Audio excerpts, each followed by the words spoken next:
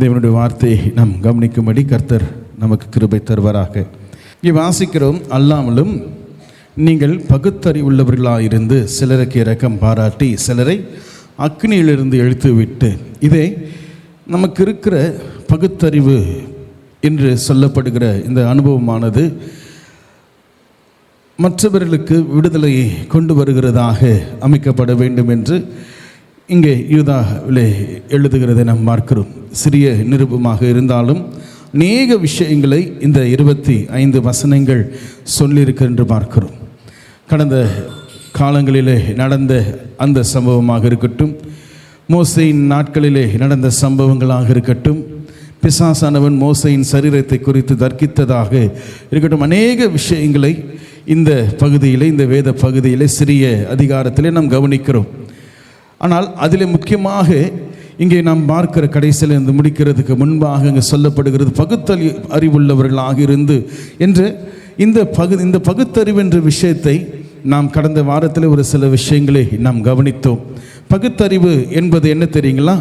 இங்கே சொல்லுகிறது, இந்த உலகத்திலே நம்முடைய தமிழ்நாட்டில் இந்தியாவிலே பார்க்கிற அந்த பகுத்தறிவை குறித்து நாம் பார்த்தோம். பெரியாரை குறித்து நாம் கவனித்தோம். ஆனால் அந்த பகுத்தறிவை குறித்து இந்த சத்திய வேதம் பேசலை. அந்த அறிவும் பகுத்தறிவும் நமக்கு நிச்சயமாக என்ன செய்யணுங்க, இருக்கணும். ஆனால் இங்கே வேதம், சத்திய வேதம் நமக்கு சொல்லுகிற இந்த பகுத்தறிவு என்று சொல்லப்படுகிறது மற்றவர்களுக்கு விடுதலையை கொடுக்கிறதாக, மற்றவர்களை ஜீவனுக்கு ஏதுவாக நடத்துகிறதாக, அழிவிலிருந்து விடுதலை கொண்டு வருகிறதாக இருக்க வேண்டும் என்று இங்கே யூதா சொல்லுகிறதை பார்க்கிறோம். அது எப்படி பிரதர்? எனக்கு இருக்கிற பகுத்தறிவு மற்றவர்களுக்கு உதவியாக இருக்கோ, எனக்கு இருக்கிற இந்த தெளிவு மற்றவர்களை விடுதலையாக்கும் என்று கேள்வி கேட்போம் என்றால், அதுதான் நம்முடைய சொந்த விஷயங்களுக்காக நாம் சொந்த ஞானத்தை கொண்டவர்களாக அதற்குரிய காரியத்திலே நாம் பகுத்தறிவு கொண்டிருப்போம் என்றால் நிச்சயமாக மற்றவர்களுக்கு அது பிரயோஜனப்படாது. நான் படித்தது எனக்குத்தான், என்னுடைய படிப்பு எனக்கு தான் உதவி செய்யும் என்பது போல நாம் போய்விடுவோம். ஆனால் இங்கு சொல்லப்படுகிறது என்னவென்றால், பகுத்தறிவு என்று சொல்லப்படுகிற விஷயமானது தேவனுக்குரிய காரியத்திலே அமைக்கப்பட வேண்டும். அது எனக்கு மாத்திரமல்ல, மற்றவர்களையும் அது பாதிக்கிறதாக, அவர்களுக்கு விடுதலை கொண்டு வருகிறதாக இருக்கிறது என்று சொல்லி சத்திய வேதம் நமக்கு வெளிப்படுத்துகிறது. ஹல்லேலூயா! அந்த பகுத்தறிவை தான் நாம் என்ன செய்யணும், கவனிக்கணும். கடந்த வாரத்திலே சொல்லப்பட்ட அந்த வார்த்தையை நாம் கவனிக்கும் பொழுது, முதலாவது பகுத்தறிவு என்பது ஒரு கிறிஸ்தவர்களுக்குள்ளே, அதாவது இயேசு கிறிஸ்துவை ஏற்றுக்கொண்டிருக்கிற என்று சொல்லுகிறவர்கள், இயேசுவின் சீஷர்களாக இருக்கிறவர்கள், இயேசுவை பின்பற்றுகிறவர்கள் கொண்டிருக்க வேண்டியவர்கள் என்று பார்க்கிறோம்.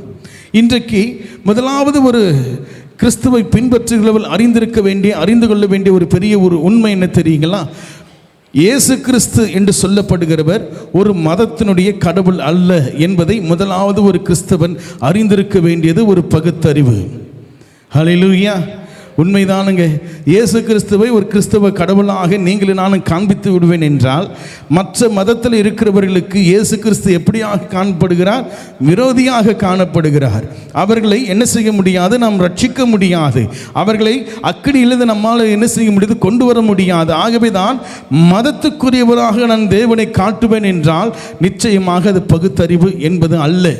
அப்போ இத்தனை ஆண்டுகள், இத்தனை காலங்களாக, 2000 ஆண்டுகளாக இந்த கிறிஸ்தவம் என்று சொல்லி இருக்கிற ஒரு மதம் உருவாகி அநேக டினாமினேஷனை கொண்டதாக இருக்கிற இந்த கிறிஸ்தவ மதமானது இன்றைக்கு நாம் இயேசுவை எவ்வாறு காட்டிக் கொண்டிருக்கிறோம்? இன்றைக்கு இயேசு கிறிஸ்துவை எவ்வளவாக நீங்கள் நானும் கவனித்துக் கொண்டிருக்கிறோம்? ஒரு மதத்தினுடைய கடவுளாக தான் நான் பார்க்கிறோம், ஒரு ஆன்மீகத்தினுடைய கடவுளாக தான் இன்றைக்கு எல்லோருக்கும் காண்பித்துக் கொண்டிருக்கிறோம். மற்றவர்களுக்கு இயேசு கிறிஸ்து வெளிநாட்டு கடவுள், வெள்ளைக்காரருடைய கடவுள் என்பது போலதான் இன்றைக்கு நான் காண்பித்து விட்டேன். அதுதான் என்னுடைய பெரிய தவறாக மாறிவிட்டது. அவர் வெள்ளைக்கார கடவுள் யாருங்க சொன்னது? வெளிநாடுகளிலிருந்து வந்து சுவிசேஷன் சொன்னது நிமித்தமாக அவர் வெள்ளைக்கார கடவுள், வெளிநாட்டு கடவுள் என்று சொல்லி இன்றைக்கு என்ன செய்து விட்டார்கள்? கிறிஸ்துவை ஒதுக்கி கொண்டிருக்கிறது இன்றைக்கு இருக்கிற இந்திய அரசாங்கம் என்று பார்க்கிறோம். கர்த்தருடைய பரிசுத்த நாமத்திற்கு ஸ்தோத்திரம் உண்டாவதாக. யாருடைய தவறு? அது இந்திய அரசாங்கத்தில் இன்றைக்கு ஆட்சியில் இருக்கிறவர்களுடைய தவறல்ல, அல்லது அவர்களுக்கு பின்னணியத்தில் இருக்கிற RSSஓ VHSஓ இன்னும் எத்தனை அமைப்புகள் இருக்கிறது, அவைகள் அவர்களுடைய தவறல்ல, கிறிஸ்தவருடைய தவறு. கிறிஸ்துவை தவறான விதத்தில் காண்பித்தவருடைய காரியம் இது மிக பெரிய பயங்கரத்தை இன்றைக்கு நான் என்ன செய்கிறேன், நான் உண்டாக்கி கொண்டிருக்கிறேன். மற்றவர்களை ரட்சிக்க கூடாதபடி மற்றவர்களுக்கு என்ன செய்கிறேன், அப்படிப்பட்ட ஒரு விஷயத்தில் என்ன செய்கிறேன், விடுதலை கொண்டு வர முடியாத அளவுக்கு நான் இயேசு கிறிஸ்துவை அந்நிய தெய்வமாக நான் மற்றவர்களுக்கு காண்பித்துக் கொண்டிருக்கிறேன். எத்தனை பெரிதான ஒரு தவறை நீங்களே நானும் செய்து கொண்டிருக்கிறோம். இயேசு கிறிஸ்துவை மதத்தின் கடவுளாக மாற்றி அவருக்காக ஒரு உருவத்தை கொடுத்து குழந்தை இயேசுவாக ஒரு பக்கம், இன்னொரு பக்கத்தில் சிலுவையில் தொங்கி கொண்டு இருக்கிற இருதய ஆண்டவராக ஒரு பக்கம், இன்னும் பல விதத்திலே இயேசுவை காண்பித்து கொண்டு கிறிஸ்துவத்தில் இன்றைக்கு என்ன செய்கிறோம், நாம் வலம் வந்து கொண்டு இருக்கிறோம். நான் ஆசையின் மார்தட்டிக்கிறோம். பெரும் பெருச்சாலை இவங்கெல்லாம். அந்த காலத்தில் நாங்களும் எங்கள் பரம்பரை என்னங்க, கிறிஸ்தவ குடும்பம் தான். என்ன பிரயோஜனம்? உப்பு கல்லுக்கு பிரயோஜனம் கிடையாது. இயேசு கிறிஸ்துவ மதத்தின் தெய்வமாக காட்டிக் கொண்டிருக்கிறோம். இந்த பகுத்தறிவு ஒரு கிறிஸ்தவருக்குள்ளே வர வேண்டும். இயேசு கிறிஸ்து என்று சொல்லப்படுகிற கிறிஸ்தவனுடைய கடவுள் அல்ல, கிறிஸ்தவ மதத்தினுடைய கடவுள் அல்ல.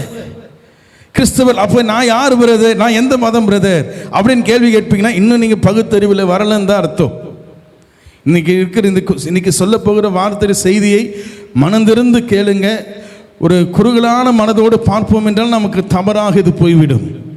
மனத்திறந்து பரிசுத்த ஆவியானவரோடு உதவி கொண்டு இந்த செய்தியை நாம் கேட்போம் என்றால் அநேக காரியங்களை நிச்சயமாக நீங்கள் நானும் பெற்றுக்கொள்ள முடியும், புரிந்து கொள்ள முடியும். புரியலையா? திரும்பவும் பாருங்க, திரும்பவும் கேளுங்க. பவுல் போனார் அத்தேனே பட்டணத்தாரை குறித்து வேதத்தில் வாசிக்கிறோமே. அந்த பட்டணத்தின் மக்கள் பவுல் சொல்லுகிற அந்த வினோதமான ஒரு அந்நிய கடவுளை குறித்து அவர் சொல்லி கொண்டிருக்கிறார். அவர் பிரசங்கித்து கொண்டிருக்கிறான்னு கேள்விப்பட்ட அந்த ஜனங்க அவர் அடித்து விரட்டல. என்ன பண்ணாங்க, அவங்களுக்குன்னு ஒரு இருக்கிற இடத்துல மேடையில் கொண்டு போய் என்ன பேசணும், இங்கே பேசு நீ அப்படின்னு உட்கார் நிற்க வச்சுட்டாங்க. பவுல் உடனே ஆரம்பித்தார், அத்தேனா பட்டணத்தாரே, நீங்கள் அநேக விஷயங்களிலே நீங்கள் அறிவுள்ளவர்களாக ஞானம் உள்ளவர்களாக இருக்கிறீர்களே, நீங்கள் அறியப்படாத தெய்வம் என்று எழுதியிருக்கிறீர்கள், அவரை குறித்து நான் அறிவிக்க வந்தேன் என்று சொல்லி அங்கே என்ன செய்தார், அங்கே பவுல் அங்கே சுவிசேஷத்தை சொன்னதை நாம் பார்க்கிறோமே. அப்போ அந்த பட்டணத்தாரை போல நீங்களும் நானும் ஞானம் உள்ளவர்களாக இருக்கணுமே.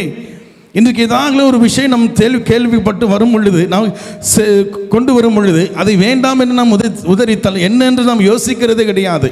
என்னென்று நான் பார்க்கிறது, அதை ஏற்றுக்கொள்ளணும் நான் சொல்லலை, அதை பின்பற்ற வேண்டும் என்று சொல்லி என்ன என்று நிதானித்து நாம் என்ன செய்யணும், நான் அதை சரியா தவறா என்று புரிந்து கொண்டு நான் கடந்து போகணும். அதுதான் பகுத்தறிவு.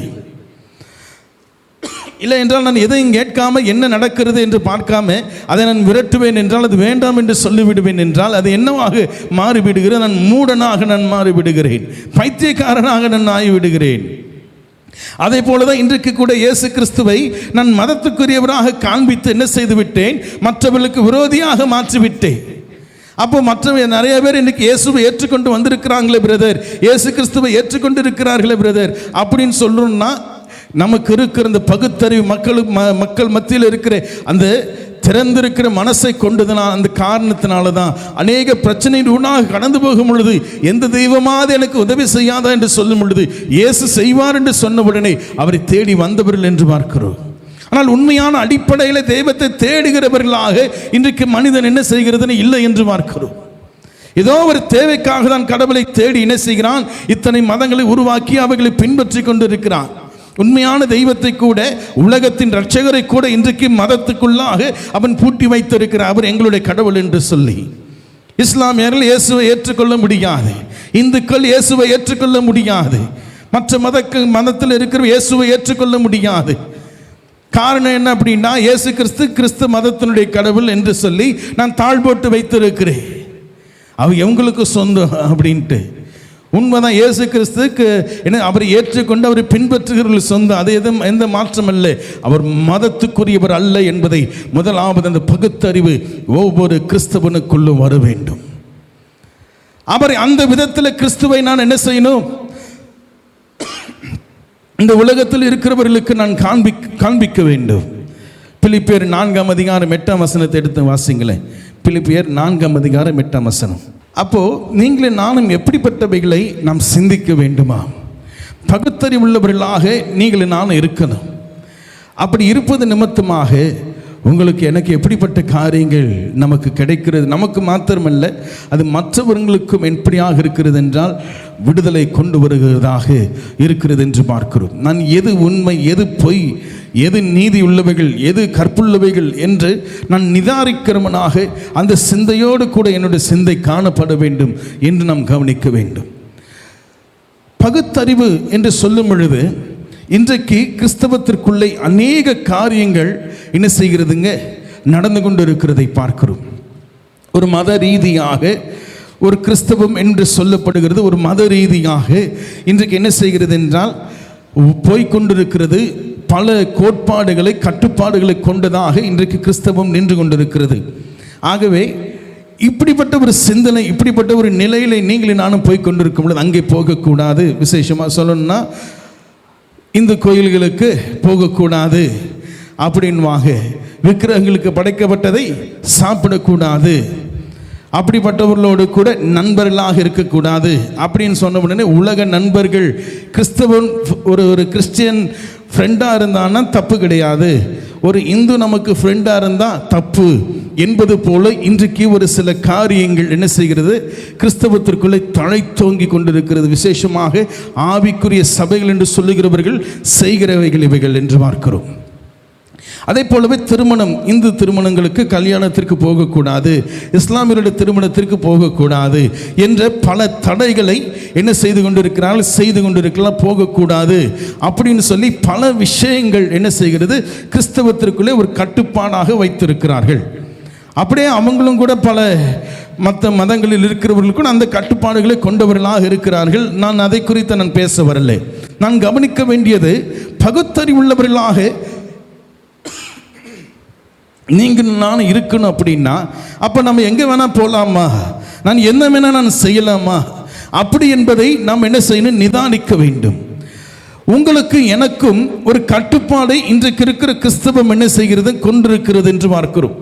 ஆனால் இன்றைக்கு என்ன பிரச்சனை தெரியுங்களா, ஆவிக்குரிய சபைகள் அல்லது மூத்த ஊழியர்கள் 30-40 ஆண்டுகளுக்கு முன்பாக ஊழியம் செய்தவர்கள் காரியங்கள் எல்லாம் இன்றைக்கு இருக்கிற யங் ஜெனரேஷன், ஜென்சி என்று சொல்லுகிற இந்த ஜெனரேஷனில் வருகிற ஊழியக்காரங்களாம் என்ன பண்ணுறாங்கன்னா அதெல்லாம் பழைய காரியம், இன்றைக்கு நீங்களும் நான் என்ன செய்யலாம், சந்தோஷமாக தேவனை பாடி ஆடலாம் அப்படின்னு சொல்லி அது பகுத்தறிவாக கொண்டவர்களாக மற்றவர்களை, அது விசேஷமாக வாலிபர்கள் இழுக்கக்கூடிய காரியங்களை இன்றைக்கு செய்து கொண்டிருக்கிறார்கள்.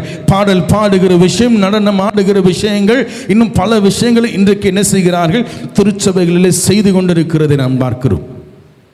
அப்படி என்றால் நீங்களும் நானும் ஒரு சில விஷயங்களை நாம் என்ன செய்கிறோம், ஏற்றுக்கொள்ள மாட்டேங்கிறோம். கிறிஸ்தவர்கள் தான் எனக்கு ஃப்ரெண்டாக இருக்கணும், இந்துக்கள் உனக்கு ஃப்ரெண்டாக இருக்கக்கூடாது, அப்படி இந்துக்களுடைய திருமணங்களுக்கு போகக்கூடாது.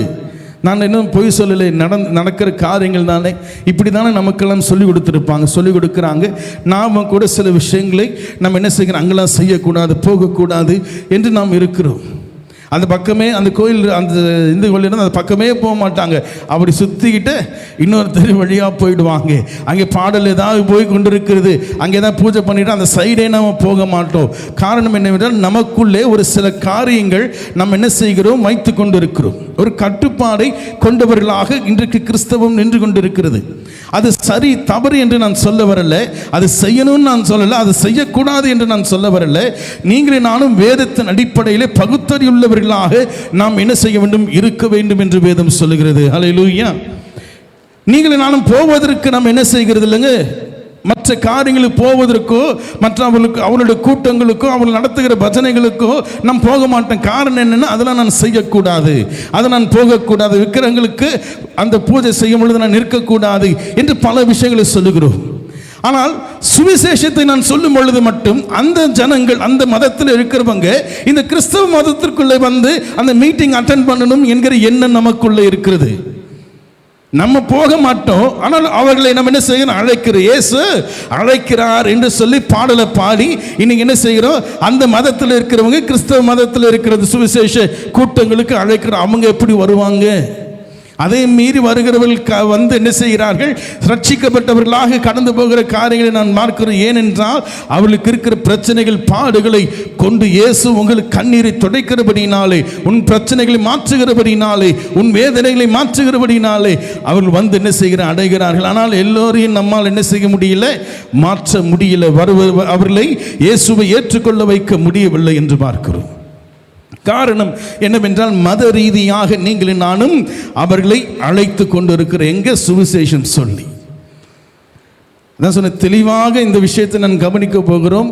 மன திறந்து ஓப்பன் மைண்டடாக இந்த செய்தியை நீங்கள் கேளுங்க. நிச்சயமாக அநேக காரியங்களை இதன் மூலமாக நாம் கற்றுக்கொள்ள முடியும். ஹல்லேலூயா. கர்த்தருடைய பரிசுத்த நாமத்திற்கு ஸ்தோத்திரம் உண்டாவதாக. அதே போலவே சில விஷயங்களை நம்ம என்ன செய்கிறோம்? எதிர்க்கிறோம். வீட்டில் வேப்பலை கட்டக்கூடாது, வீட்டில் வேப்பலை கட்டக்கூடாது. அந்த ஒரு சிக்கன் பாக்ஸ் ஒன்று வரும். அந்த சமயத்தில் என்ன செய்வாங்க? இந்துக்கள் வீட்டில் பார்த்தீங்கன்னா அந்த டர்மரிக் பவுடர், அந்த மஞ்சத்தூள் அதெல்லாம் போட்டு அந்த இதெல்லாம் அரைச்சி, அந்த இலையெல்லாம் வேப்பிலையெல்லாம் அரைச்சி என்ன செய்வாங்க? உடம்பு ஃபுல்லாக தடவி விடுவாங்க. வீடுகளில் அந்த அந்த இலையை மாட்டி வைப்பாங்க, வாசலில் மாட்டி வைப்பாங்க. அந்த மஞ்சள்லாம் வாசக காலில் தடவி வைப்பாங்க. ஆனால் என்ன செய்வான்? நம்ம ஒருவேளை ஒரு கிறிஸ்தவருக்குள்ளே அப்படிப்பட்ட ஒரு விஷயம் வந்துடுச்சுன்னா நாம் அப்படிலாம் பண்ண மாட்டோம். காரணம் என்ன? அது இந்துவனுடைய முறைமை, இந்துவனுடைய கோட்பாடு. அது அவர்கள் பேர் ஒன்று சொல்லுவாங்க. அந்த பேரை வைத்து இருக்கிறது என்று சொல்லி நம்ம என்ன செய்வோம்? அது வேண்டாம் என்று சொல்லுவோம்.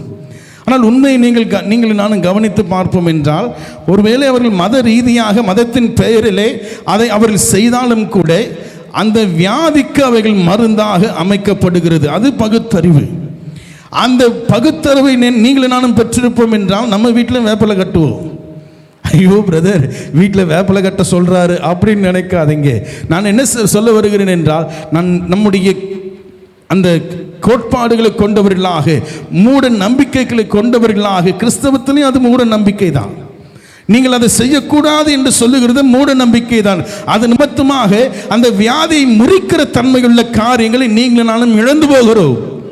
டாக்டரை போய் பார்க்கிறோம் அல்லது ஜெபம் பண்ணி கொண்டு இருக்கிறோம். ஆனால் அது போகிற நேரத்தில் தான் அது போகும். ஆனால் இன்றைக்கு கொஞ்சம் பரவாயில்ல. ஒரு சில கிறிஸ்தவர்கள் வீட்டில் பார்த்தா அந்த வேப்பிலை வைத்து என்ன செய்வாங்க? அந்த அரைச்சி ஃபுல்லாக உடம்பு முகமெல்லாம் வந்திருக்கும், உடலெல்லாம் போட்டு விடுவாங்க.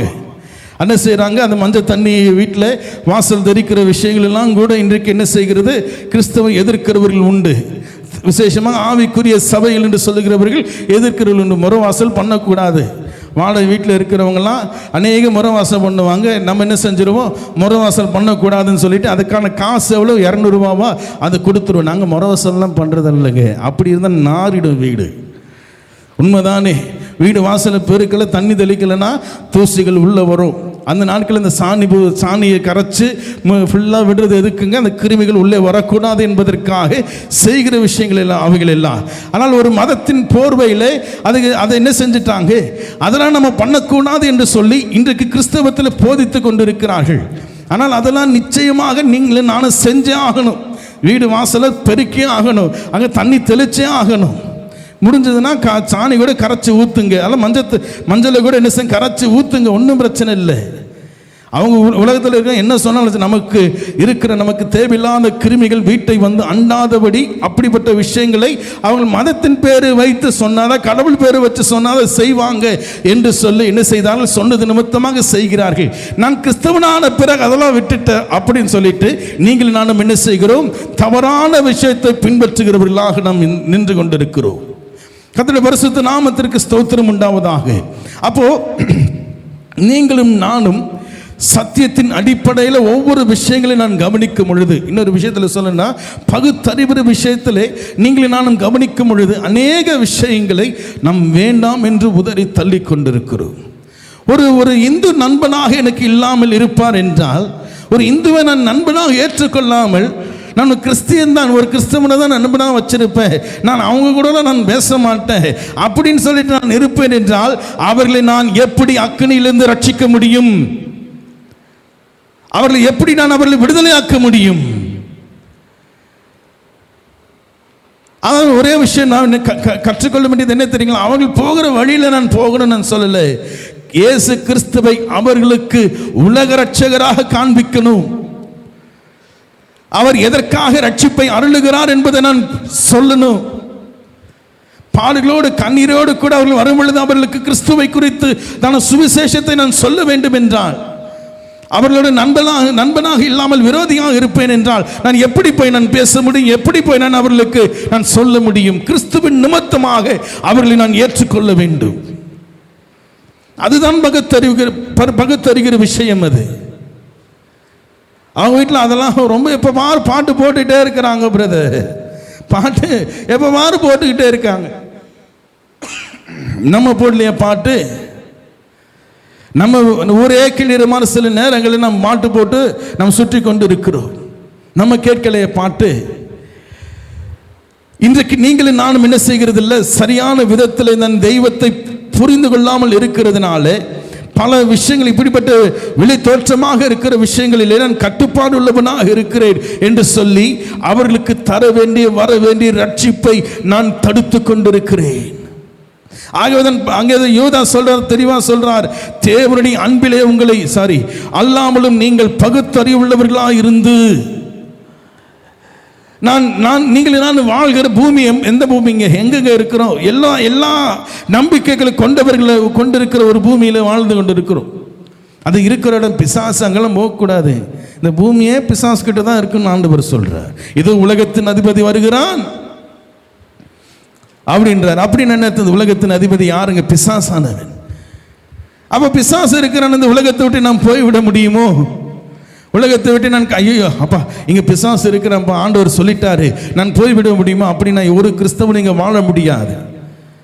அப்ப நீங்களும் நானும் புரிந்து கொள்ள வேண்டியது என்னவென்றால், நாம் செய்கிற ஒவ்வொரு செய்கைகளும் நடக்கைகளிலும் இருக்கிற அந்த மூட காரியங்களை கண்மூடித்தனமாக நான் செய்கிற ஒவ்வொரு விஷயங்களும் விட்டு நான் விலகுகிறதுதான் என்ன சொல்லப்படுகிறது? வேதத்தில் நமக்கு பகுத்தறிவு என்று அறிவிக்கப்படுகிறது, பகுத்தறிவு என்று சொல்லப்படுகிறது. ஹல்லேலூயா. அப்ப நீங்களும் நானும் பகுத்தறிவுள்ளவர்களாக நாம் இருக்க வேண்டுமா? ஏதாவது நல்ல விஷயங்கள் நமக்கு தெரிகிறது. அந்த நம்பிக்கையிலே அவர்கள் போகிற இடங்களிலே அவர்கள் செய்கிற காரியங்கள் மற்ற எல்லோருக்கும் நம்பிக்கை தருகிறது, ஒரு விடுதலை தருகிறது. அந்த விஷயங்களை நாம் செய்வது நிமித்தமாக அது தவறு என்று ஆகிவிடாது. வீட்டில் வேப்பலை வச்சிருக்கிறது தவறு கிடையாது. பிள்ளைகளுக்கு மஞ்சளை என்ன செய்கிற அந்த அரைச்சி அந்த வேப்பலையும் சேர்த்து அரைச்சி நான் போடுகிறது தவறு கிடையாது. வாசல்ல அந்த மஞ்சளை தடவி அந்த நிலக்காலில் மஞ்சளை தடவுறதும் தவறு கிடையாது. அது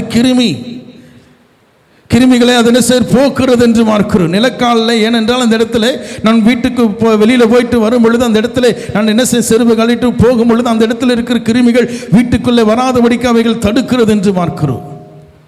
வீட்டை பெருக்கி நல்லா என்ன செய்கிறோம், தண்ணீர் தெளித்து அந்த இடத்தை நான் வைக்கிறது காரணம் என்ன தெரியுங்களா? எந்த தூசியும் உள்ளா வராமல் இருப்பதற்கு, சுத்தமாக வீடை நான் வைப்பதற்கு என்று பார்க்கிறோம். ஆகவே இன்னைக்கு நிறைய கிறிஸ்தவங்க வீட்டில் இப்போ வீடு அப்படியே என்ன செய்யும், பால் அடைஞ்சு கிடக்குது. நோயாக வருது பிரதர், பிரச்சனையாக வருது பிரதர். ஏன்னா வீட்டை சுத்தம் பண்ணுறதே கிடையாது, வீட்டை சுத்தமாக வைக்கிறதே கிடையாது. ஆனால் அவங்க பாருங்கள் வெள்ளிக்கிழமை ஆச்சுன்னா அத்தனையாக வீட்டை சுத்தம் பண்ணி வைப்பாங்க. நம்ம என்ன செய்கிறோம், ஒன்றில் வீட்டில் படுத்து தூங்கிட்டு இருக்கிற செபம் என்ற பேரில், பாடல் என்ற பேரில், உபவாசம் என்ற பேரில் தூங்கிட்டு இருக்கிறோம். வேலையே செய்யல. இன்னைக்கு நான் உபவாசம் ஒரே டயர்டு, அதனால் எந்த வேலையும் செய்ய மாட்டேன்னு வீட்டை அப்படி வச்சிருக்கிறோம். ஆகவே தான் நம்ம வீட்டை விட்டு சில காரியங்கள் போகிறது கிடையாது. பகுத்தறி உள்ளவர்களாக நீங்களும் நானும் செயல்படுகிறவர்களாக நீக்கி நம்ம கிறிஸ்தவ மதத்துக்குள்ளே போய் நான் மாற்றிக்கொண்டிருக்கிறபடினாலே உங்களை என்னை சோம்பேறிகளாக மாற்றி வைத்திருக்கிறது. சுத்தத்தை விரும்புகிறவர்களாக நீங்களும் நானும் இருக்கணும். அது எதற்காக செய்கிறார்கள், எதற்காக பண்ணுகிறார்கள் என்கிற விஷயத்தில் நான் ஜாக்கிரதை உள்ளவர்களாக இருக்கணும். அந்த நாட்களிலே விக்கிரகங்களுக்கு படைக்கப்பட்டிருக்கிறவர்களை சாப்பிடலாமா வேணாமா என்ற பெரிய ஒரு தர்க்கம் அந்த ஆரம்ப நாட்களிலே உண்டானது என்று பார்க்கிறோம். ஆகவே அப்பொழுதுதான் பவுல் அழகாக அதை குறித்து சொல்லுகிறார், அழகாக அதை குறித்து பேசுகிறார். பகுத்தறிவு உள்ளவர்களாக இருங்கள், பகுத்தறிவு உள்ளவர்களாக இருங்கள். விக்கிரகங்கள் படைக்கப்பட்டவைகள் என்ன, எதை என்பதை நீங்கள் புரிந்து கொள்ளுங்கள் என்று சொல்லி பவுல் சொல்லுகிற அந்த விஷயத்தை நாம் படிக்கலாமா? 1 கொரிந்தியர் 8ஆம் அதிகாரம் 3ஆம் வசனத்திலிருந்து ஒரு சில வசனங்களை வாசிங்க. 1 கொரிந்தியர் 8ஆம் அதிகாரம் 3ஆம் வசனத்திலிருந்து.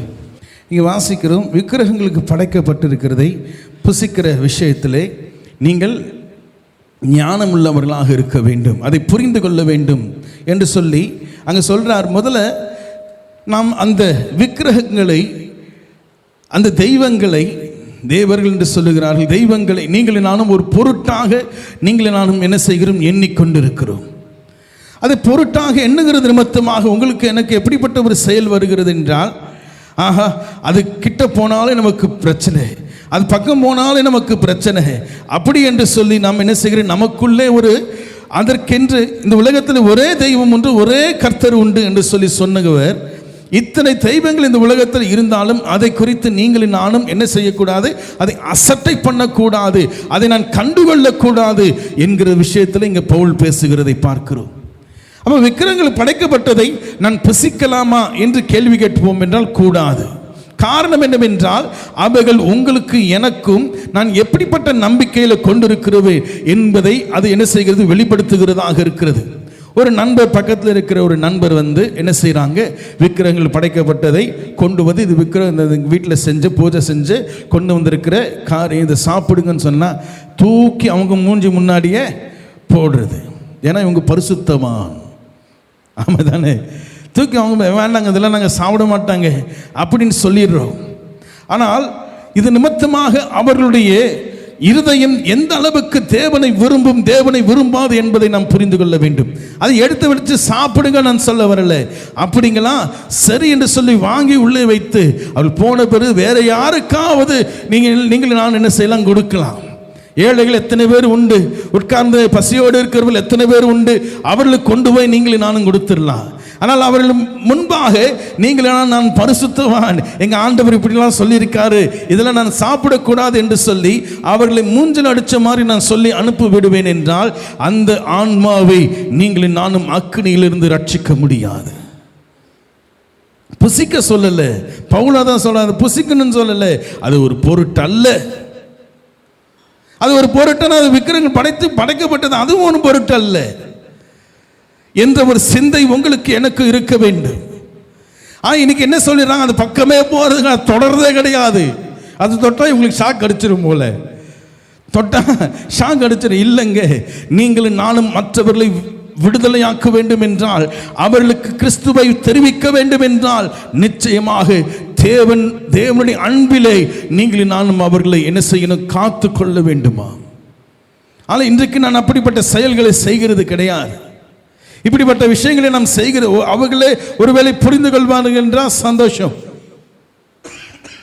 ஆனால் அப்படி செய்கிறது இல்லை. ஆனால் நம்ம கொடுத்தா மாத்திரம் கிறிஸ்துமஸ் அப்போ கொடுக்கறது அவங்க வாங்கி சாப்பிடணும், அவங்களுக்கு சந்தோஷமாக நம்ம கொடுப்போம், அவங்க வாங்கி சாப்பிடணும். ஆனால் அவங்க கொடுத்தா நம்ம சாப்பிடக்கூடாது தான். ஆனால் அவர்களுக்கு சொல்லிடுறோம் நான் வேண்டாம் அப்படின்னு மூஞ்சில் அடித்த மாதிரி சொல்லிடுறோம். அப்படி அல்ல, மற்றவர்களை நான் தேவன் அண்டை நடத்த வேண்டும் என்றால், கிறிஸ்துவின் அன்புக்குள்ளாக நான் நடத்த வேண்டும் என்றால் அவள் கொடுக்கிற விஷயங்களை ஆமோதித்துக் கொள்ளுங்கள். நிச்சயமாக நிமித்தமாக அவர்களை ரட்சிக்கப்பட முடியும், அவர்கள் ரட்சிப்பை ஏற்றுக்கொள்ள முடியுமா, அவர்களை அக்கடியிலிருந்து அவர்கள் விடுதலையாக்க முடியுமா? நான் செய்கிற செயல் கிறிஸ்துவை வெளிப்படுத்துகிறது. நான் செய்கிற ஒன்றும் கிறிஸ்துவை என்ன செய்யணும், ஒவ்வொன்றும் கிறிஸ்துவை வெளிப்படுத்துகிறதாக இருக்கிறது. நான் வேண்டாம் என்று நான் சொல்லிவிடுவேன் என்றால் கிறிஸ்து வேற நீங்கள் வேற என்று சொல்லி அவர்களை பிரித்து விடுகிறோம். நான் செய்கிற ஒவ்வொரு செயலும் ஆகவேதான் பகுத்தறிவுள்ளவர்களாக இருந்து சிலரை அக்கனியிலிருந்து ரட்சித்து சிலரை என்ன செய்யணும், கல்வி தூக்கி எடுத்து விடணும் என்று இங்கே யூதா சொன்னது காரணம் அதுதானே. ஆனால் இன்றைக்கு நீங்கள் நானும் அப்படி செய்கிறது இல்லையே. ஒரு கிறிஸ்தவனை குறித்து பார்க்கும் பொழுது அவர்கள் அப்படி செய்கிறதே இல்லையே. கிட்டையா போக விடுறதில்லை, கிட்டையே நம்ம போறது கிடையாது. இன்றைக்கு அந்த கிறிஸ்தவ திருமணங்களில் பார்க்கும் பொழுது தாலி போடலாமா வேண்டாமான்னு பெரிய பிரச்சனை ஓடிட்டு இருக்கும். என்ன கரெக்டுங்களா? தாலி போல விசேஷமா அந்த ஆவிக்குரிய சபைகள் என்று சொல்லுகிறவர்கள் பார்த்துருக்கிறேன். அவங்க கையில் பூ கொடுத்தோட கையில் நடுங்குது, ஏன்னா பூவை தொட்டுட்டோமே அப்படின்ட்டு. பூவை கூட தொட மாட்டாங்களாம், அத்தனை பரிசுத்தவான்களாம்.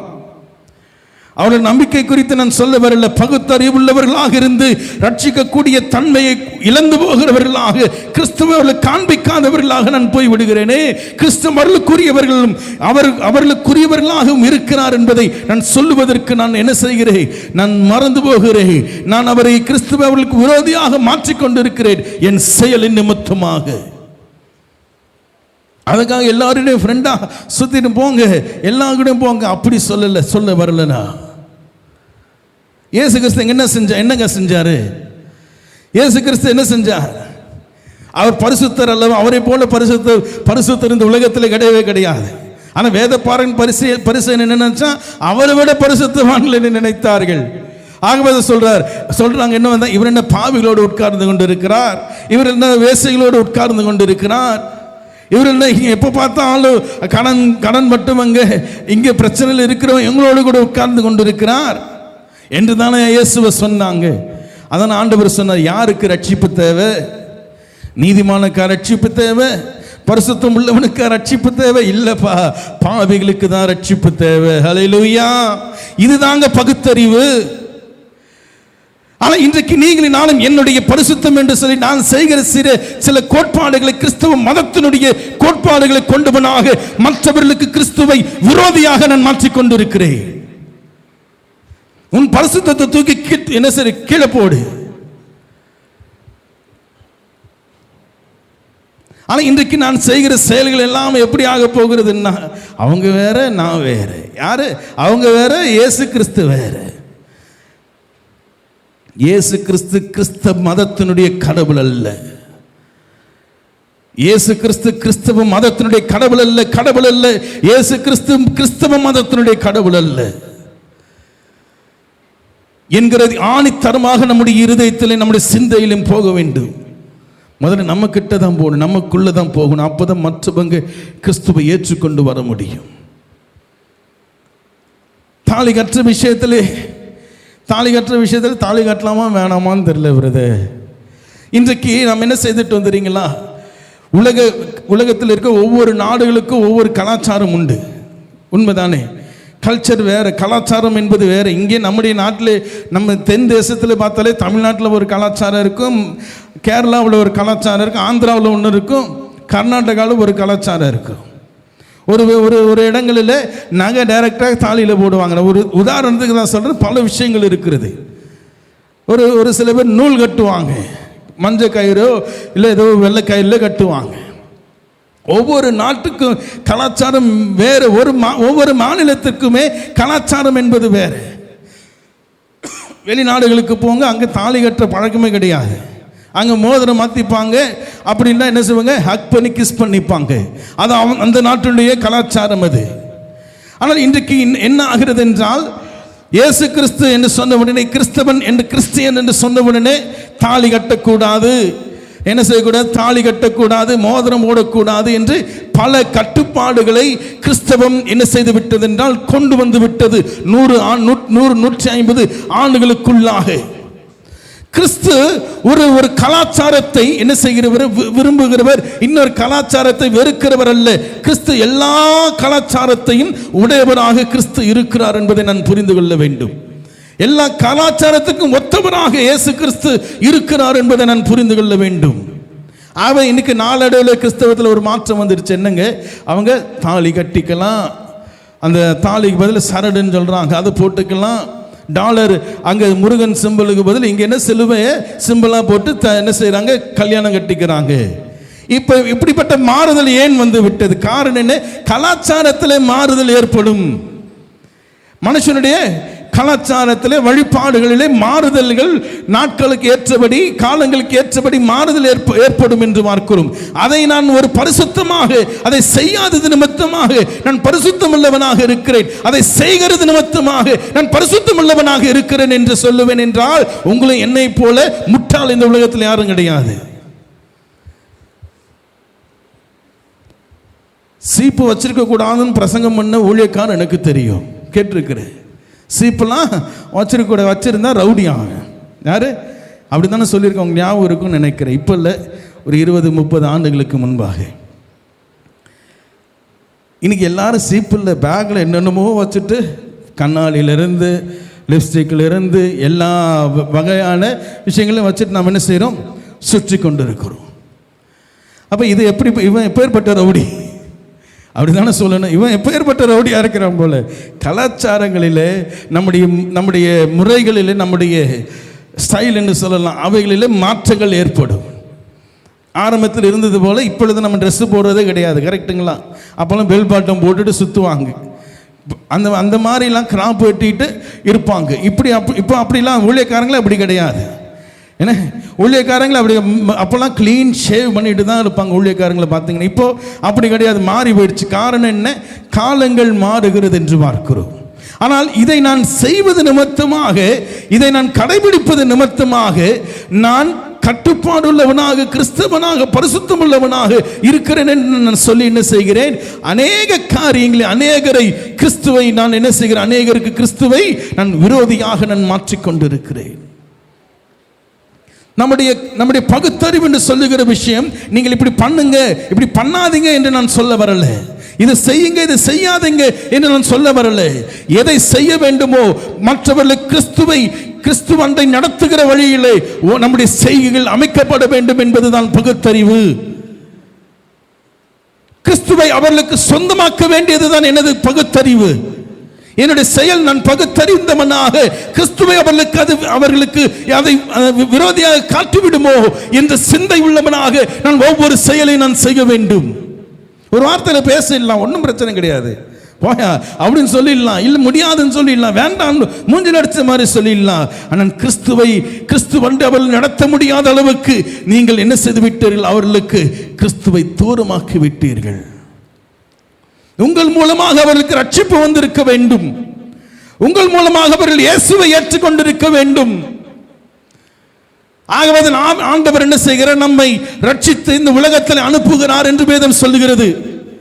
ரட்சித்து இந்த உலகத்தில் அனுப்புவது வெறும் கிறிஸ்தவம் மாத்திரம் இருந்தா என்னங்க ஆகும்? அப்படிப்பட்ட உலகத்தில் நாம் இருக்கிறோம் இல்லையே. எல்லா மதங்களை உடையவர்களும், எல்லா கோட்பாடுகளை உடையவர்களும், எல்லா நம்பிக்கை உடையவர்களும் தான் இந்த உலகத்தில் வாழ்ந்து கொண்டு இருக்கிறார்கள்.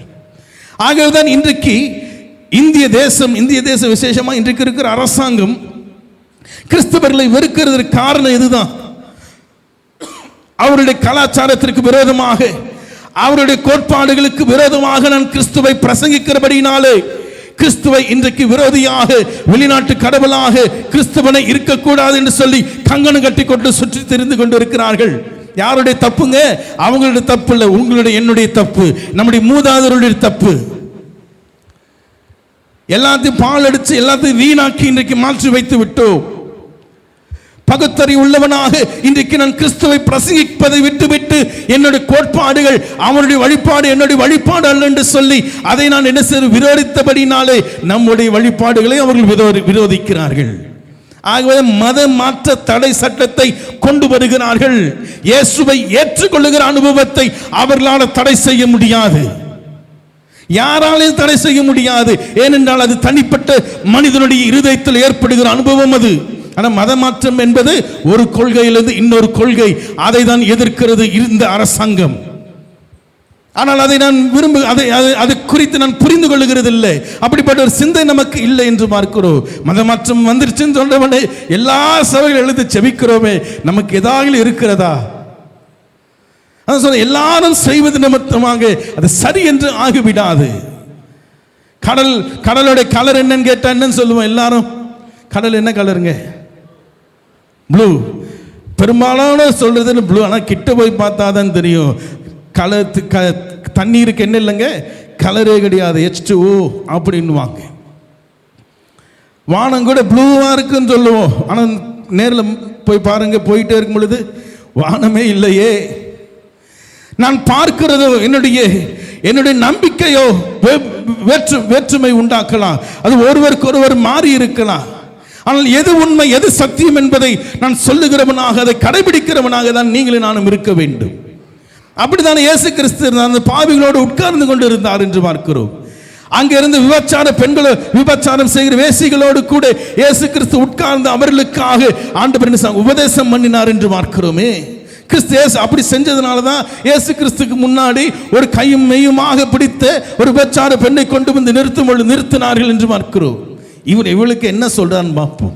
அவங்க கூடயே இருக்கிறீர்களே, இந்த ஸ்திரீ கையை மெய்யுமா நாங்கள் பிடிச்சிருக்கேன், தப்பு பண்ணி இருக்கிறாங்க, இவளுக்கு நீர் என்ன தீர்ப்பு சொல்லுகிறீர் என்று பார்ப்போம் என்று தானே சொன்னார்கள். அப்போ ஆண்டவர் உடனே, ஆஹா நீர் விபச்சாரம் பண்ணியா, மூணு பிடிச்சிட்டாங்களா, நீ என்ன செய், கல் எறிந்து கொல்லப்படுவாய், மோசையின் ஆகமத்தின்படி தீர்ப்பின்படி நியாய பிரமாணத்தின்படி நீ கல் எறிந்து கொல்லப்பட வேண்டும் என்று சொன்னாரா? இல்லையே, இனி பாவம் செய்யாதே. அப்போ இயேசு கிறிஸ்து என்று சொல்லப்படுகிறவர், இயேசு கிறிஸ்து யாருக்காக இந்த உலகத்துக்கு வந்தார் என்ற தெளிவு நமக்கு வந்துருச்சுன்னா, நீங்களும் நானும் மற்ற மதத்தில் இருக்கிறவங்களை விரோதியா பார்க்க மாட்டோம். மற்ற மதத்தில் இருக்கிறவர்களோடு கூட நாம் என்ன செய்யணும், கலந்து நான் அவனோடு கூட பேசுகிறவனாக இருக்க வேண்டும். நான் கிறிஸ்தவ மதத்தில் இருக்கிறதுனால தான் மற்ற மதத்தில் இருக்கிறவங்க எனக்கு எதிரியா இருக்கிறாங்க. அவங்களுடைய கோட்பாடுகள், அவங்களுடைய கொள்கைகள், அவங்களுடைய எல்லாம் நமக்கு விரோதி. அது பொருட்டு அல்ல என்று பவுல் சொல்றாரு. அது விக்கிரகம் ஒரு பொருட்டு கிடையாது. ஏன்னா ஒரே கர்த்தர் தேவனும் நமக்கு உண்டு, ஒரே கர்த்தர் நமக்கு உண்டு. அதை நீங்கள் மறந்து போகக்கூடாது. தேவர்கள் என்று உலகத்தில் சொன்னாலும் 33 கோடி தேவங்கள் என்று சொன்னாலும், இன்னும் சொல்லணும்னா கிறிஸ்தவ மதமே நமக்கு எதிரியா இருக்கணும். கிறிஸ்தவ மதத்தை தான் சேர்த்து நீங்களும் நானும் பேசணும் என்று பார்க்கிற காரணம் என்ன, அவர்களும் இயேசு கிறிஸ்துவை கிறிஸ்தவனுடைய கடவுளாக இன்றைக்கு காண்பித்து கொண்டிருக்கிறார்கள். ஆனால் இந்த விதத்தில் யோசித்து பகுத்தறிவை கொண்டவர்களாக வருவது மிகவும் மிகவும் மிகவும் கடினம், மிகவும் கடினம் அது. ஆனால் அதை ஏற்றுக்கொள்ள வல்லவன் நிச்சயமாக பாக்கியவான். ஹல்லேலூயா. காரணம் என்னவென்றால் இயேசு கிறிஸ்து அப்படிப்பட்டவைகளை தான் செய்தார். இயேசு கிறிஸ்து அப்படிப்பட்ட விஷயங்களை தான் செய்து காண்பித்தார் என்று பார்க்கிறோம். இயேசு கிறிஸ்து அநேக முறைமைகள் உலகத்தில் இருந்தது என்று பார்க்கிறோம். அநேக முறைமைகள் இயேசு கிறிஸ்து வாழ்ந்த காலத்திலே அநேக அந்த யூத மதத்தில் என்ன இருந்ததுங்க, அந்த கோட்பாடுகளை கொண்டவர்களாக இப்படி தான் வாழணும் என்ற முறைகள் அநேகமாக இருந்தது. அதில் ஒன்று தான் அங்கே விருத்த சேதனம் செய்வது. அதில் ஒன்று தான் என்னங்க, அநேக விஷயங்கள் அந்த நாட்கள் நடந்தது என்று பார்க்கிறோம். விருத்த சேதனம் செய்வது சரியா தவறா என்று பவுல் இருந்த அந்த காலத்திலே பெரிய பிரச்சனை வந்தது. விருத்த சேதனம் செய்வதும் ஒன்றுமில்லை, விருத்த சேதனம் செய்யாமல் இருப்பதும் ஒன்றுமில்லை என்று பவுல் வெளிப்படுத்தினார், சொன்னார் என்று பார்க்கிறோம். இன்னைக்கு அந்த நாட்களிலே இயேசு கிறிஸ்து குழந்தையாக இருந்த பொழுது 8வது நாளிலே அவருக்கு விருத்த சேதனம் பண்ணாங்க. அது நிமித்தமாக விருத்த சேதனம் செய்யலாம் என்று போதித்தவர்களும் உண்டு. இப்ப இல்லை, அந்த நாட்களிலே. ஆகவே பவுல் சொல்ற, விருத்த சேதனம் நான் நுனித்தோலை கட் பண்றது விருத்த சேதனம் அல்ல, என் இருதயத்தின் தோலை நான் கட் பண்றது தான் விருத்த சேதனமே என்று சொல்லி பவுல் விளக்கி என்ன செய்தார், அந்த கோட்பாடு அப்படிப்பட்ட விஷயங்கள் இருக்கக்கூடாது என்று சொல்லி பவுல் வெளிப்படுத்தினதை பார்க்கிறோம். அப்ப இன்றைக்கு இருக்கிற அநேக கோட்பாடுகள் கிறிஸ்தவத்திற்குள்ளும் சரி மற்ற மதங்களிலே இருக்கிற கோட்பாடுகள் எல்லாம் என்ன செய்கிறது என்றால், உங்களை என்னை மத ரீதியாக தான் கொண்டு போகிறது. நீ இதை செய்தால் உனக்கு இது உண்டாகும், இதை செய்தால் இது உனக்கு உண்டாக்கப்படும் என்று சொல்லி அநேக விஷயங்கள் செய்கிறதை பார்க்கிறோம். ஆனால் பகுத்தறிவு உள்ளவர்களாக நான் செய்கிற ஒவ்வொரு செயலையும் மற்றவர்களுக்கு இயேசுவை விரோதியாக மாற்றுகிறதா அல்லது இயேசு கிறிஸ்துவின் மேல் அவர்கள் அன்பு வைக்க ஏதுவாக இருக்கிறதா என்று கவனித்து என் நடக்க இருக்க வேண்டும். இன்னொரு பெரிய பிரச்சனை கிறிஸ்தவர்கள் என்ன தெரியுங்களா, செத்த பிறகு புதைக்கணுமா எரிக்கணுமா? என்னங்க பொண்ணும், கிறிஸ்தவங்க புதைக்கணுமா எரிக்கணுமாங்க? புதைச்சே ஆகணும்ல. புதைக்கணுமா எரிக்கணுமா? புதைச்சே தான் ஆகணும், அப்போதான் முளைத்து எழும்ப முடியும். இயேசு கிறிஸ்துவ புதைச்சாங்களா எரிச்சாங்களா? புதைச்சாங்களா? இயேசு கிறிஸ்துவ புதைச்சாங்களா எரிச்சாங்களாங்க? புதைக்கவும் செய்யல, கல்லறை வச்சாங்க. புதைச்சாங்களா எரிச்சாங்களா? கேட்ட கேள்வி, புதைச்சாங்களா எரிச்சாங்களா? அப்போ கிறிஸ்தவம் புதைக்கலாமா எரிக்கலாமா?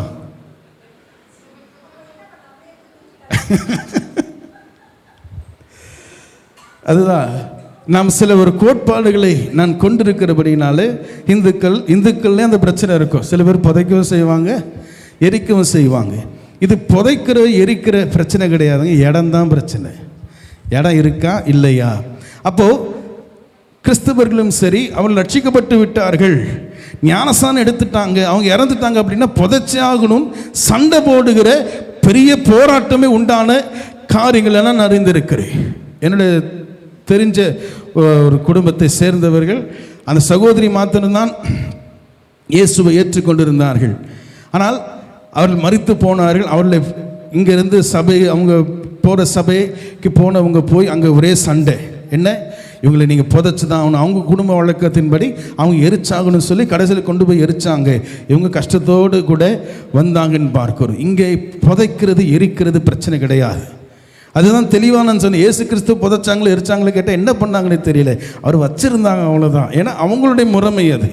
புதைக்கிற விஷயமோ எரிக்கிற விஷயமோ அது கல்லறையில் எடுத்து வைக்கிற விஷயமோ இன்றைக்கி இன்னும் பெருசாக இன்னொரு விஷயம் என்னென்னு தெரியுங்களா, நல்லா சாம்பலாக்கி ஒரு சின்ன டப்பா மாதிரி என்ன செஞ்சுனா ஒரு ஸ்லாப் மாதிரி செஞ்சு அடுக்கி வச்சிட்ருக்காங்க. ஏன்னா இடம் இல்லை, எங்கே பூமியில் இடம் இல்லை. மனுஷன் செத்து எத்தனை கோடியான மக்கள் மரித்து போயிருக்க, எல்லாரும் செத்து வச்சிருந்தா இன்னைக்கு நீங்கள் போங்க அந்த கிறிஸ்தவ கல்லறைகள் என்று சொல்லப்படுகிற அந்த கல்லறைகளை போய் பார்த்தீங்கன்னா, நம்ம மேலே புதைக்கிறாங்களே அது கீழே பார்த்தீங்கன்னா ஒரு 100 பேர் புதைச்சிருப்பாங்க. போனீங்கன்னா எலும்பு அந்த மண்டவோடு இருக்க எலும்பு கூடுகள் இருக்கும். அப்போது பகுத்தறிவுள்ளவர்களாக நீங்களும் நானும் இருக்க வேண்டும். பகுத்தறிவு அன்றைக்கு அந்த சகோதரிகள் அந்த சபையில் இருந்து போய் அந்த குடும்பத்தில் இருக்கிறவங்க நீங்கள் புதைச்சுதான் ஆகணும்னு சொல்லி போராடி அந்த குடும்பமே கிறிஸ்துவண்டை வர முடியாத அளவுக்கு இவங்களுடைய மூட நம்பிக்கை மாற்றிவிட்டது என்று பார்க்கிறோம்.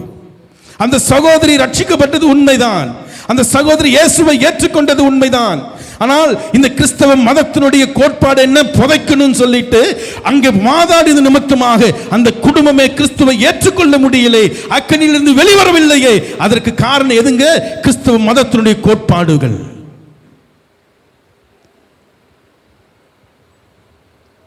மரணம் என்று சொல்லப்படுகிறது, எப்படி மரிக்கிற என்பது முக்கியம் கிடையாது. நீ எப்படி புதைக்கப்படுகிறாயோ, எரிக்கப்படுகிறாயோ, கல்லறையில் வைக்கப்படுகிறாயோ, அல்லது அனாதையாக நாடி சாகிறாயோ,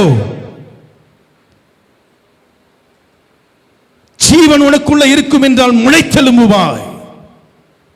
புதைக்கிறதா உண்மை, புதைக்கிறதா கிறிஸ்தவன் புதைக்கணும் சொல்றீங்களே. 2 பேரை குஜராத்தில் அகமதாபாத்தில் இயேசு கிறிஸ்துவை ஏற்றுக்கொண்டு சுவிசேஷம் சொல்ல வந்த வெளிநாட்டில் இருந்த ஒரு மகனையும் ஒரு தகப்பனையும் 2 பேரும் இடம் அந்த வண்டியில் படுத்துக்கணும் எரிச்சாங்களே. அவங்க உயிர் தள்ள முடியாதா? எத்தனை பேர் குடும்பமாக வைத்து கொளுத்தி போட்டார்கள். இயேசுவை ஏற்றுக்கொண்டது நிமித்தம் அந்த குடும்பமே என்ன எரிந்து சாம்பலாய் போய்விட்டதே. அந்த ஜனம், அந்த வீடு, அந்த வீட்டில் இருந்து இயேசுவை ஏற்றுக்கொண்டவர்கள் உயிர் தள்ள முடியாதா? இடத்திற்கு ஏற்ப நீங்கள் நானும் செயல்பட வேண்டும். அதுதான் பகுத்தறிவு. ஆகவே பிரதர் சொல்றாரு, நம்ம எதாவது புதைச்சிடலாம், எரிச்சிடலாம், அப்படி சொல்ல வரல. நம்மளால் முடிந்ததெல்லாம் செய்ய முடியாத சூழ்நிலை ஏதாகிலும் ஏற்படும் என்றால் இதுதான் போவது, இதுதான் செய்யணும் என்று அடம்பிடிக்கிற ஒரு விஷயம் இருக்கு இல்லையா, அதுதாங்க அது மனிதன் மதத்தில் கொண்டிருக்கிற கோட்பாடு. 2 குடும்பம் கல்யாணம் பண்ணுவாங்க இந்துக்களில் கூட. ஒரு குடும்ப வழக்கத்தின்படி எரிக்கணும், ஒரு குடும்ப வழக்கத்தின்படி புதைக்கணும். ஒரே சண்டை குடிச்சிட்டு போட்டு அந்த மனுஷன் சாகிறதுக்கு முன்னாடி நிம்மதியாக இருக்க மாட்டேன், செத்த பிறகு நிம்மதியாக போய் போட விட மாட்டாங்க. பேர் பெற்ற பெரிய பிரச்சனைகளில் போட்டு என்ன செய்வாங்க, கொண்டு போய் புதைக்கிறாங்களே இருக்கலாம், அறவைக்காடாக அந்த மனுஷன் இன்னொருத்த போட்டு அடிச்சுக்கிட்டு இருப்பான். ஏன் இப்படிப்பட்ட மதத்தின் அடிப்படையில், மதத்தின் ரீதியாக இன்றைக்கு நீங்களும் நானும் எத்தனை தவறுகளை செய்து கொண்டிருக்கிறோம். நான் ஜீவனுள்ள தேவனை விசுவாசிக்கிறேன், நம்புகிறேன், நான் ஆவிக்குரிய சபையில் உள்ளவன் என்று சொல்லி போய் சண்டை போட்டு அந்த குடும்பமே கிறிஸ்துவை ஏற்றுக்கொள்ள முடியாதபடி பண்ணாயே. அப்போ அந்த குடும்பம் இயேசுவை ஏற்றுக்கொள்ள முடியாத அளவுக்கு மாற்றின உனக்கு எப்பேற்பட்ட காரியங்கள் வந்து சேரும். இடரல் உண்டாக்குறவனுக்கு ஐயோ என்று வேதம் சொல்லுகிறதே. சுவிசேஷம் சொல்லுகிறதுக்கு இடரல் உண்டாக்குறவர்கள் ஐயோ இல்லைங்க. சுவிசேஷத்தை சரியா சொல்லாமல், இயேசுவை ஏற்றுக்கொள்ள முடியாமல் நீ மாற்றுகிறாய சுவிசேஷத்தை, அதுவும் இடரல் தான். அங்கெல்லாம் வர முடியாதுங்க, அங்கெல்லாம் கிறிஸ்தவங்க வர முடியும், அங்கெல்லாம் நாங்கள் வர முடியாதுங்க. திரும்ப இன்னும் அந்த காதில் அந்த சின்ன பையன் சொன்னது காதில் ஒலித்து கொண்டே இருக்கிறது. நாங்களாம் அங்கே வரக்கூடாது அங்கிள் அப்படின்னா. எங்கடா சர்ச்சுக்கு வரக்கூடாது அங்கிள்? அவன் இஸ்லாமியரோட சிறு பையன் பக்கத்தில் இருந்தவங்க முன்னாடி, வாடா அங்கே இப்போ ப்ரோக்ராம் நடக்குது, வாடா, நாங்களும் அங்கே வரக்கூடாது அங்கிள். எங்கடான்னு? சர்ச்சுக்கு வரக்கூடாது அங்கிள். மதத்தின் போர்வையில கிறிஸ்துவை சிறுவனுக்கு விரோதியாக மாற்றினது யாருடைய குற்றங்க? அந்த சிறுவனுடைய குற்றமா? இல்லையே. இயேசுவை விரோதியாக மாற்றினது யார்? உங்களுடைய கொள்கைகள், உங்களுடைய பாரம்பரியம், உங்களுடைய நடக்கைகள் என்று பார்க்கிறோம். ஆவிக்குரிய சபை என்று என்ன செய்கிறோம்? மார்தட்டி கொண்டு இருக்கிறோம். ஆவிக்குரிய சபைகள் செய்த அட்டூழியங்கள் எத்தனை தெரியுங்களா?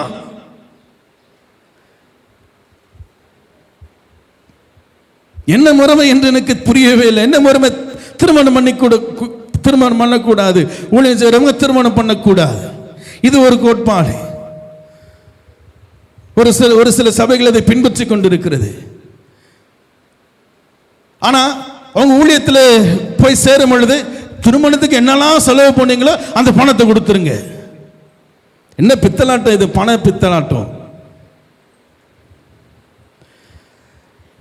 இன்றைக்கு இப்படிப்பட்ட ஒரு விஷயங்கள் மதத்துக்குரியவைகளிலே இன்றைக்கு நீங்களும் நானும் கிறிஸ்துவை காட்டிக் கொண்டிருக்கிறோம். மதம் மதம் மதம் என்ற விஷயத்தில் கிறிஸ்துவை இன்றைக்கு என்ன செய்கிறோம்? விரோதியாக மாற்றிக்கொண்டிருக்கிறோம். அதான் சொன்னார், கற்புள்ளவைகளோ புண்ணியம் எது அதே சிந்தித்துக் கொண்டு. எதுங்க புண்ணியம் நமக்கு? இயேசுவை அவர்களுக்கு சொந்தமாக மாற்றுகிறதான புண்ணியம். நான் போய் சுவிசேஷம் சொல்ல தேவையில்லை, நான் போய் அவர்களுக்கு ஆறுதலா பேசணும் தேவையில்லை. நான் கிறிஸ்துவை அவர்களுக்கு விரோதியாக மாற்றாமல் காட்டுவதே சுவிசேஷம் தான். கிறிஸ்துவ அவர்களுக்கு விரோதியாக மாற்றாமல் என்னுடைய நடக்கை, என்னுடைய பேச்சு, எத்தனையோ பிரச்சனை நமக்குள்ள இருக்கு, எத்தனையோ விஷயங்கள் நமக்கு உள்ள இருக்கும். அவங்களை பார்த்து ஒரு புன்முறுவல் சிரிக்கிறது, அதே திரும்பிட்டு அப்படியே போவாங்க. ஆண்டவர் கூட இருக்கிறானா? எந்த ஆண்டவர் கூட இருக்காருன்னு தெரியல. பட்டை அடிச்சுட்டு வந்தாங்கன்னா அவங்க கிட்டே போக மாட்டாங்க, சுத்திட்டு போவாங்க. அவங்கள பார்த்து ஒரு சிரிச்சிங்கன்னா போதும், கிறிஸ்துவின் அன்பு அவர்களுக்குள்ளே பிரயோகிக்கும். ஒரு ஒரு ஒரு சிரிப்பு ஒன்று வேண்டும் நிச்சயமாக. யாரை பார்த்தாலும் சிரிக்கணும். உள்ள ஒன்று வச்சுட்டு வெளியில் சிரிக்க, அந்த சிரிப்பை நான் சொல்லலை. உண்மையான ஒரு சிரிப்பு, கிறிஸ்துவின் மேலுள்ள அன்பில் உள்ள அந்த சிரிப்பு, அந்த புன்முறுவல் நிச்சயமாக அந்த சகோதரி, அந்த சகோதரனை, அந்த குடும்பத்தை நிச்சயமாக கிறிஸ்துவண்டை நடத்தும். ஆனால் நீங்களும் நானும் அப்படி செய்கிறது கிடையாது. நமக்கு சொல்லிக் கொடுத்தவங்களாம் அப்படி சொல்லலையே. அங்கே போவாத, அங்கே செய்யாத, அங்கே பக்கத்திலே நிற்காத, அநேக காரியங்கள், அநேக விஷயங்கள் இருக்கிறது. அநேக விஷயங்கள் பவுல், நீங்க சொல்றோம் அந்த இந்து கோயில்களுக்குள்ள போகக்கூடாது, இந்த கோயில்களுக்குள்ள போகக்கூடாது, கிறிஸ்தவங்க போகக்கூடாதுன்னு சொல்லிட்டு ஒரு கோட்பாடு இருக்குது. பவுல் போய் எங்கெங்க பிரசங்கம் பண்ணாரு? பவுலுடைய பிரசங்கம் எங்கே போய் இருந்தது? மாஸ் மேடுன்றது எங்கெங்க இருந்தது? அத்தேனா பட்டணம் என்பது எந்த ஊருங்க? விக்கிரகங்கள் நிறைந்த ஊர். விக்கிரகங்கள் இருக்கிற அந்த கோயிலுக்குள்ள அந்த மாஸ் மேடை என்று அவர்கள் பிரச்சாரம் பண்ற, அந்த பஜனை பண்ற அந்த இடத்துல போய் நின்று பவுல் பிரசங்கிக்கிறார் என்று பார்க்கிறோம். அப்போ உங்களுக்கு எனக்கும் ஒரு சில காரில் ஒரு வாய்ப்புகள் கிடைக்கும் என்றால், கிறிஸ்துவை குறித்து சொல்லுவதற்கு கிடைக்கும் என்றால், அது நான் போய் நிற்கிற இடம், அது மற்ற மதங்களுக்குரிய இடமாக இருந்தாலும் பரவாயில்லை, அது உள்ள போய் கிறிஸ்துவை பிரசங்கிக்க வேண்டும். கிறிஸ்துவை நான் சொல்லுகிறவனாக இருக்க வேண்டும். உள்ள இருக்கிற காரியம் ஒன்றுமில்லை என்பது உங்களுக்கு எனக்கும் தெரியும். ஏன்னா ஒரே தெய்வம், ஒரே கர்த்தர் நமக்கு உண்டு. இந்த உலகத்தில் விக்கிரகங்கள் என்று சொல்லப்படுகிறவர்கள் ஒரு பொருட்டல்ல என்பதை நீங்களும் நானும் உணர்ந்து கொள்ள வேண்டும். அதை நம்ம உணருதல், அதுக்கு தான் பெரிய ஒரு பவர் கொடுத்து நீங்களும் நானும் வச்சிருக்கிறோம் இல்ல? அதுக்கு தான் ஒரு பெரிய பவரை கொடுத்து நம்ம வச்சிருக்கிறோம். எங்க பார்த்தாலும் பிசாசு ஓட்டுறது, எங்க பார்த்தாலும் பிசாசு ஓடிட்டு இருக்கு. புரியவே இல்லை. வாரம் வாரம் கூட்டம் நடத்தலாம், ஒரே ஆள் வந்து உருண்டுட்டு ஓடுறாரு. ஏன் அப்படின்னா அவங்களுக்கு பிசாசு வந்து போயிட்டு இருக்குதான். அப்படி என்ன, எப்படிப்பட்ட விஷயத்தை நீங்கள் நானும் செய்து கொண்டு இருக்கிறோம்? பிசாசு போடுற விஷயம் அது ஒரு பெரிய ஒரு வேடிக்கையான விஷயங்கள். அவைகள் அவங்க அதிக நேரம் இல்லாதனால கர்த்தருக்கு சித்தம் இருக்கும் என்றால் தொடர்ந்து இந்த செய்தி நீங்களும் நானும் கவனிப்போம். அப்ப கிறிஸ்துவை நீங்களும் நானும் எவ்வாறாக நான் காட்ட வேண்டும், இயேசு கிறிஸ்துவை எவ்வாறாக இந்த உலகத்திற்கு நான் பிரதிபலிக்கிறவனாக இருக்க வேண்டும், அவர் எல்லோருக்கும் உரியவர் என்பதை நீங்களும் நானும் பிரகடனப்படுத்த வேண்டும். அதுதான் சுவிசேஷம். மதங்களை கடந்து, கலாச்சாரங்களை கடந்து, நிறங்களை கடந்து, மொழிகளை கடந்து இருப்பவர் தான் தெய்வம் என்பதை நீங்களும் நானும் காட்ட வேண்டும். ஒரு பகுதியில் யூத தேசம், யூதர்கள் இருக்கிற இடம் இஸ்ரவேல் என்று சொன்ன பகுதியிலே வந்து பிறந்தவனாக இருந்தாலும் அந்த தேசத்துக்குரியவராக மாத்திரம் இயேசு இல்லை, இந்த உலகத்தின் ரட்சகர் என்பதை 2000 ஆண்டுகளுக்கு முன்பாக அவர் சொல்லி போனார் என்று பார்க்கிறோம். உலகம் எங்கும் போய், அப்படித்தானே சொன்னார். எருசலேம் எங்கும் போய் சொல்லல, உலகம் எங்கும் போய் சுவிசேஷத்தை பிரசங்கியுங்கள், பிதா குமாரன் பரிசுத்த ஆவியின் நாமத்திலே ஞானஸ்நானம் கொடுங்கள். இன்னைக்கு பல முறைகளை, பல முறைமைகளை இன்றைக்கு நீங்களும் நானும் என்ன செய்கிறோங்க, பின்பற்றி கொண்டு இருக்கிறோம். அநேக விஷயங்கள் கிறிஸ்தவத்தில் இன்றைக்கு என்ன செய்கிறது, ஒரு கோட்பாடாக, ஒரு வழக்கமாக இன்றைக்கு நான் என்ன செய்கிறேன், மூட நம்பிக்கை கொண்டவனாக நான் வாழ்ந்து கொண்டு இருக்கிறேன். அப்போ பிரதர், திருவிருந்து சரியா, அப்போ ஞானஸ்நானம் எடுக்கிற விஷயம் சரியா, அல்லது அதிலே நான் பகுத்தறிய வேண்டுமா என்று கேள்வி கேட்போம் என்றால் வருகிற வாரத்தில் அது குறித்து நான் கவனிக்கலாம். ஆனால் நீங்களும் நானும் இயேசுவை எவ்வாறாக நான் பார்க்க வேண்டும், எவ்வாறாக அவரை சொல்லுகிறவனாக இருக்க வேண்டும் என்றால், ஒரே ஒரு உதாரணம் சொன்ன நிச்சயமா எல்லாருக்கும் புரியும். ஒரே ஒரு உதாரணம் சொன்ன நிச்சயமா எல்லாருக்கும் புரியும். பணம், இந்த பணம் என்ற விஷயம் மனிதனுடைய நிறத்தை அறியாது, மனிதனுடைய மதத்தை அறியாது, மனிதனுடைய கொள்கைகளை அறியாது, மனிதனுடைய மொழிகளை அறியாது, எந்த தேசத்தில் இருக்கிறான் என்பதை அறியாது. அது போலதான் தெய்வமும். நீங்கள் நானும் தெய்வம் அப்படிப்பட்டவராக இருக்கிறார் என்பதை தான் நான் சொல்ல வேண்டும். இந்த கோயிலில் போய் அந்த அட்சத தட்டில் போடுற அந்த காசு என்னங்க, பணம். சபையில் வந்து காணிக்க போடுறோம், அது என்னங்க, பணம். அந்த மசூதியில் போய் நாம் என்ன காணிக்க போடுறாங்களோ அது என்னங்க, பணம். ஏழைகளுடைய கடத்தில் போகிற அது பணம். அதை போலதான் தெய்வமும் கூட. அவர் எல்லாருக்கும் உரியவர். எல்லா மதம், எல்லா கோத்திரங்கள், எல்லா சாதிகள் எல்லாருக்கும் உரியவராக இயேசு இருக்கிறார் என்பதை பிரசங்கிப்பதுதான் என் மேல் விழுந்த கடமை. ஆனால் இன்றைக்கு நான் அவரை அப்படி காட்டுவதற்கு நான் விரும்பல. அது பணம் எந்த தன்மையில் இருக்கிறதோ அந்த தன்மையிலே தான் தெய்வமும் இருக்கிறார். சொல்றதுக்கு தவறு எடுத்துக்காதீங்க. இயேசுவே அதை சொல்லியிருக்கிறார், தெய்வமே அதை சொன்னார். ஒருவனும் 2 எஜமானுக்கு, சொல்லுங்களேன், ஒருவனும் 2 எஜமானுக்கு ஊழியம் செய்ய முடியாது. ஒரு எஜமான் யாரு? இயேசு கிறிஸ்து. இன்னொரு எஜமான் யாருங்க? பிசாசா? பணம். காரணம் என்னவென்றால், பணம் எந்த அளவுக்கு எல்லாருக்கும் உரியதாக இருக்கிறதோ தெய்வமும் அந்த அளவுக்கு எல்லாருக்கும் உரியவதாக இருக்கிறார். ஹல்லேலூயா. அப்படிப்பட்ட ஒரு விதத்தில் நீங்களும் நானும் தெய்வத்தை வெளிப்படுத்துவேன் என்றால், பார்ப்பேன் என்றால், அது தாங்க பகுத்தறிகிற அனுபவம்.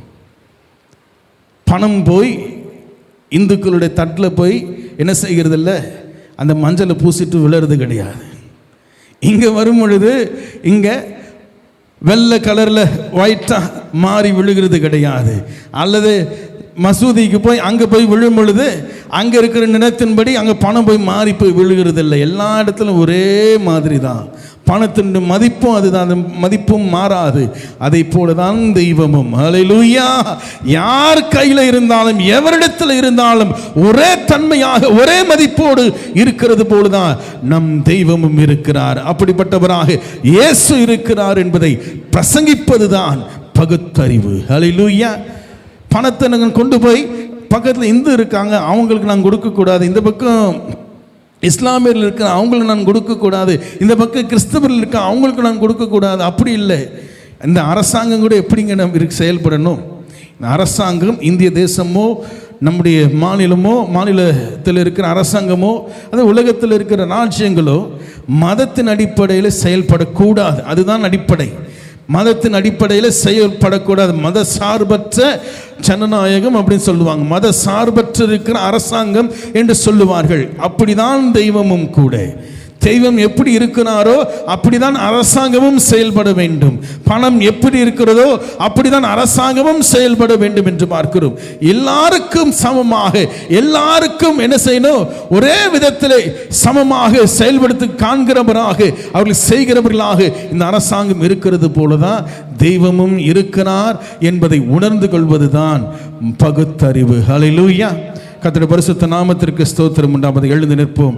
கர்த்தருக்கு நன்றி செலுத்தும். வருகிற வாரத்தில் இதன் தொடர்ச்சியை நாம் கவனிக்கும்படி கர்த்தர் நமக்கு கிருபை தருவாராக.